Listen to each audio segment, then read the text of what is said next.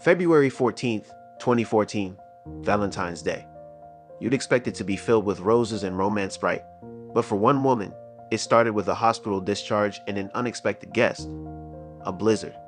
And not just any blizzard, but one that turned the world into a snowy wasteland, leaving her stranded at a Waffle House. That's when I got the call. A desperate plea for help from a woman I'd never met in person.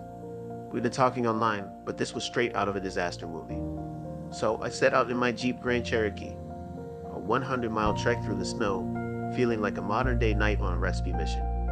The first 90 miles, smooth sailing. But then I hit a patch of black ice.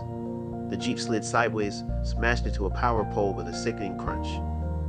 An older man who witnessed the whole thing trudged out in the snow, shook his head at my crumpled Jeep and said, "Well, son, you sure picked a fine day for a drive." But he didn't just offer sympathy.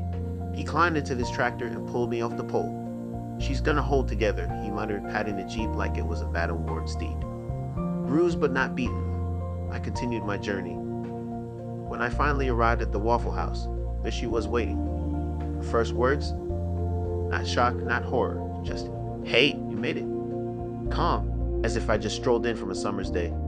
The Jeep's door was jammed shut from the crash, so she climbed in through the passenger side, brushing off the broken glass like it was no big deal. The window was shattered, the frigid wind howled through the cabin, tossing her post-surgery hair around like we were in an indie film. We made small talk, ignoring the fact that we were sitting in an icebox on wheels.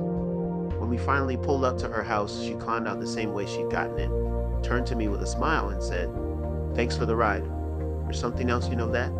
She closed the door, and I drove off into the night, unaware that the Jeep's frame was bent beyond repair, a ticking time bomb. 4 years later, we're still together, now battling through the ups and downs of IVF, trying to bring a daughter into this world. Looking back, that blizzard was just the beginning of the crazy ride that's become our life together. Enjoyed the story? Click the link in the description to grab the full book of juicy tales.